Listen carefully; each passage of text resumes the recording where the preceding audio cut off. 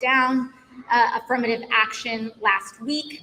And this, of course, does have implications for our community. You know, these are institutions that have historically excluded on the basis of race, gender, and identity. And affirmative action was a program that was meant to make up for the harm of that and legacy of the history of discrimination in these institutions. The Supreme Court struck that down. Now they're getting ready to pass it, and the lawmakers in the House are ready to move to vote on a stopgap spending bill and to prevent a government shutdown. But states have been actually talking about tax cutting sprees, and now a proposed Pennsylvania tax break could result in big tax cuts. If the tax breaks happen, this will not be good. It's fueled by surging revenues. States have been slashing taxes for individuals and businesses for the past 3 years. But tax cuts are expected to come to an end in some states in the fiscal year. Some 25 states have cut individual income tax rates since 2021. And the lawmakers in many states have been approving tax cuts aiming to help residents financially. New property and rent relief rebate checks are going to be sent out, and these payments are worth billions of dollars and will equal hundreds of dollars for many people. It's fueled by surging revenues. States have been slashing tax for individuals and businesses for the past 3 years. But tax cuts are expected to come to an end in some states in the fiscal year. Some 25 states have cut individual income tax rates since 2021. It includes 22 states that reduced their top marginal rates. In 2023 alone, at least 8 states approved rate reductions. And Arkansas is trimming its top individual income tax rate to 4.7% after reducing it from 5.5%. Aside from individual income tax cuts, states have proposed rebate checks for their residents. Last year, 17 states issued inflation relief payments as well.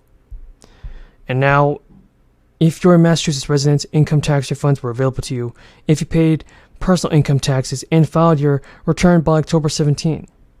If you file your state return by October 17, you should be able to get your stimulus check back. Nearly $100 million in rebates will be sent out to residents across the Commonwealth of Pennsylvania. Starting today, over 4 million older homeowners, renters, and people with disabilities will be issued rebates on rent and property taxes paid in 2022. According to a release, the rebates will be allocated to eligible Pennsylvanians who submitted an application through the property tax and rent rebate program.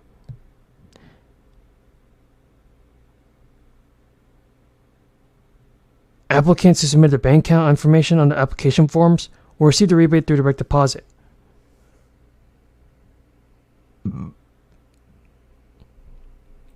And those who request a paper check to be mailed should expect to receive the payment in the mail too. Sensitive to those who are different than themselves, they could share it with the franchisees so they could train their employers, and that would make it, that would not somehow create a joint employer relationship. All things I think the chairman of the committee would be interested in as well, but not to where it would trigger some type of court issue by doing that. So if we don't do this, it $1,000 a year as a single filer, or $150,000 as a married couple filing jointly. Now, the bill stops short of a full exemption of Social Security income from state tax for all the seniors, which is a top Republican priority that several Democrats in the Senate also said they support.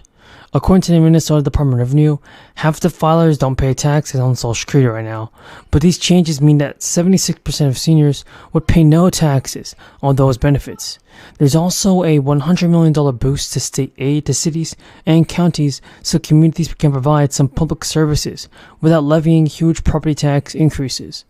The proposal includes credits and rebates, but also new tax changes to bring in more revenue on an ongoing basis since most of the budget surplus is one-time money. It creates a fifth income tax bracket of 10% for married couples making more than $1 million a year and individuals making $600,000. The current highest tax bracket is 9.85%. The stimulus checks and other types of crisis-era relief greatly impact the economy, and Congress has already created trillions of dollars into the economy, helping Americans cover some of their basic living expenses. And also pay down debt, because according to experts, the same theory should apply to the Biden administration's student loan forgiveness plan. Some people have their debt wiped out, while others will believe further lower monthly student loan payments. The amount of student loan debt in the United States has reached a staggering $1.76 trillion, as according to the Federal Reserve Bank of St. Louis. Most students now take out student loans to attend college, with the average student graduating with $29,000 in debt. That means many students graduate with even more debt, which can make it more difficult to keep up with student loan payments while paying for everyday necessities. After its announcement last August, the Supreme Court has blocked Biden's plan to forgive up to $20,000 in federal student loan debt. Until a final decision is made, everyone with student loan debt is going to remain in limbo. If the plan passes, the White House estimates the program will provide aid to over They should be in the mail soon, but that's not true for everyone. Let's connect the dots. People who get Social Security and other federal benefits but don't normally file a tax return should start having their stimulus payments processed this weekend. The IRS says the majority of those payments will be sent electronically and should be received by April 7th. This is Now, here's some crazy news. Social Security Medicare may see several huge changes in just a few weeks. Democrats are warning that millions of Americans may see a benefit decrease too, and this includes Social Security beneficiaries. Now, friends, the midterm elections will give voters an opportunity to decide which party controls the House and the Senate. In recent days, Democrats have been turning up the heat on the idea that the results may also shape the future of two governments. And now, at the event, Biden also proposed and touted the recent passage of the Inflation Reduction Act. He said it will curb Medicare prescription costs for seniors, and that the bill gives Medicare the ability to negotiate prices for certain high prescriptions. It also caps insulin, everybody, at $35 a month under Medicare Part D and limits out-of-pocket prescription costs under Part D to $2,000 a month, among other changes. And Biden also warned that Republican opposition can actually lead the party to stop those changes if they win control on election day. He also pointed to impending risk to Social Security based on plans floated by certain Republican lawmakers like Rick Scott and Ron Johnson. During the event, Biden held a pamphlet of Rick Scott's plans. He wants to cancel Social Security. That's what Biden said about Rick. And it goes out of existence if Congress doesn't keep vote on it. That's what Biden said as well. So outrageous, you might not even believe it. According to President Biden, Senator Ron Johnson's proposal is even stricter, and it calls for the programs to be revisited annually. Republicans may raise the retirement age for Social Security and shrink benefits. These threats to Social Security, Medicare, have led to a heated campaign season as advocates work to defend the program. And president of the Social Works and Political Action Committee has attended at least 45 in-person events for 35 campaigns this season.